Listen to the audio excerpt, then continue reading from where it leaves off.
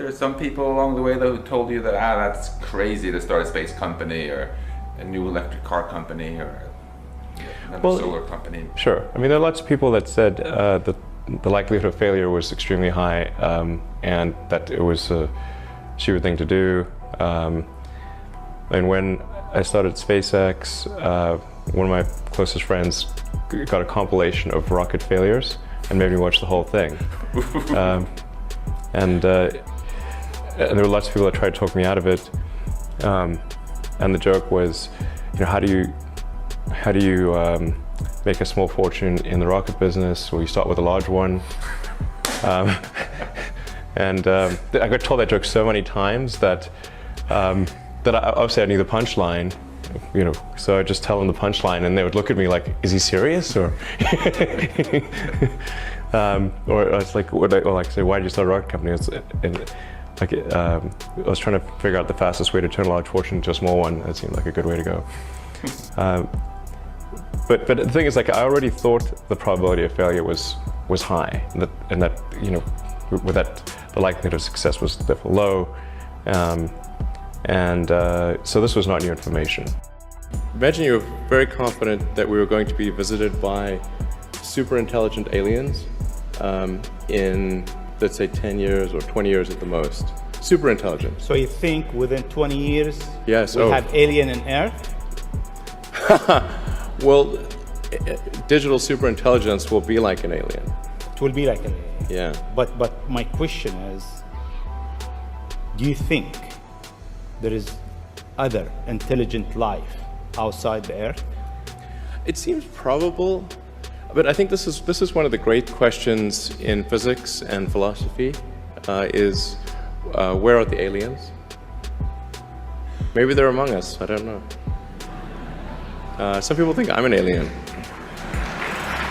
Not true. Not true. But maybe we are alien. Of course I'd say that, maybe we are alien, Ellen. I mean, if you look at this part of the world, yeah, they believe that human beings are not from Earth. They came from somewhere else. Eve maybe. And Adam came from somewhere else to Earth. So in a way, human being alien to this land. Do you think we'll make contact with alien within the next 50 years? Well, that's a really tough one to say. I mean, if there are super intelligent aliens out there, they're probably already observing us. That would seem quite likely, and we just are not smart enough to realize it. But I can do some back-of-the-envelope calculations, and any advanced alien civilization that was at all interested in populating the galaxy, even without exceeding the speed of light, even if you're only moving at, say, 10 or 20% of the speed of light, you could populate the entire galaxy in, let's say, 10 million years. Maybe 20 million years max. This is nothing, in the grand scheme of things.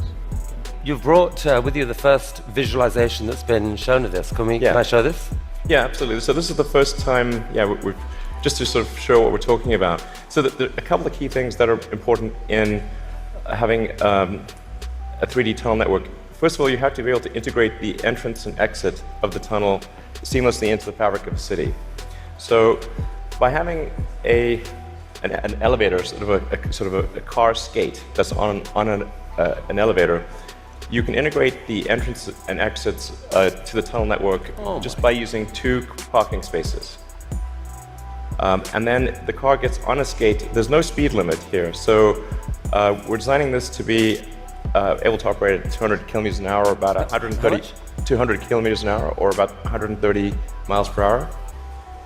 So you should be able to get from, say, Westwood to LAX in 6 minutes, 5-6 minutes.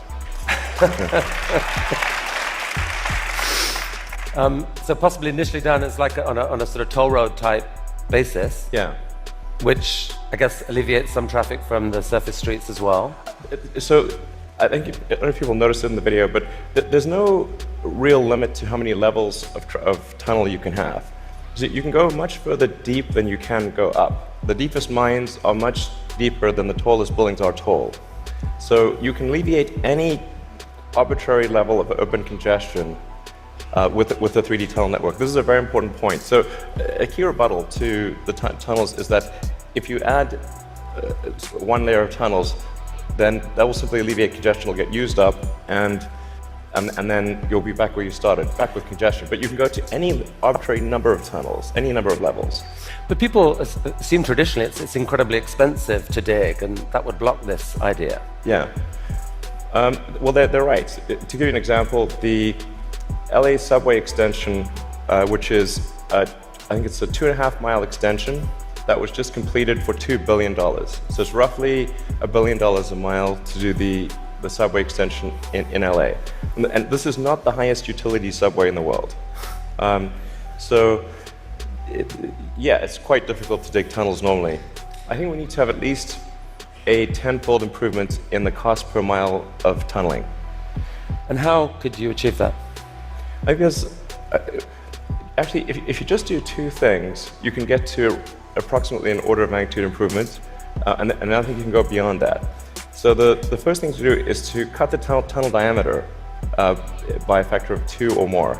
So a single road lane tunnel would, according to regulations, has to be 26 feet, maybe 28 feet in diameter to allow for crashes and emergency vehicles and sufficient ventilation for combustion engine cars. But if you shrink that diameter to what we're attempting, which is 12 feet, which is plenty to get an electric skate through, you drop the diameter by a factor of 2 and the cross-sectional area by a factor of 4. So, and the tunneling cost scales with the cross-sectional area. So that's roughly a half order of magnitude improvement right there. Then tunneling machines currently tunnel for half the time, then they stop, and then the rest of the time is putting in reinforcements for the tunnel wall.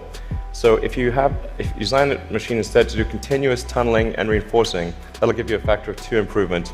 Combine that and it's a factor of 8. Also, these machines are far from being at their power or thermal limit. So you can jack up the power to the machine substantially. I think you can get at least a factor of 2, maybe a factor of 4 or 5 improvements on top of that. So I think there's a fairly straightforward series of steps to get somewhere in excess of an order of magnitude improvement in the cost per mile. Our target actually is, we've got a pet snail called Gary. This is from Gary the snail from South Park. I mean, sorry, SpongeBob SquarePants. So Gary is capable currently he's capable of going 14 times faster than a tunnel boring machine. Okay. You want to beat Gary? We want to beat Gary. Yeah. He's not a patient little fellow, and we want that will be victory. Victory is beating the snow. But a lot of people dreaming about future cities, they imagine that actually the solution is sort of flying cars, drones, etc. You go above ground. Why isn't that a better solution? You save all that tunneling cost. Right. I'm in favor of flying things. Obviously, I do rockets, so I like things that fly. This is not some inherent bias against flying things, but there is a challenge with flying cars in that they'll be quite noisy. The wind force generated will be very high. Let's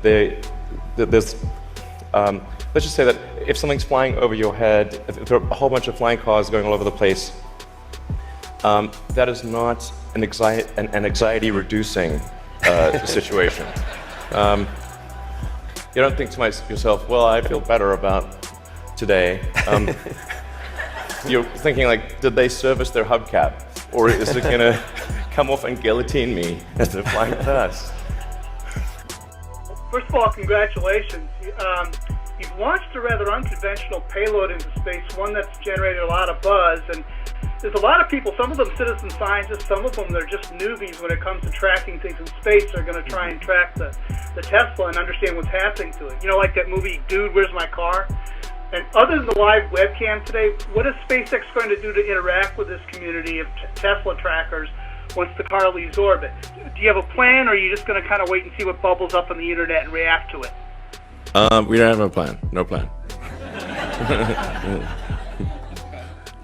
The battery is going to last about 12 hours from launch, roughly.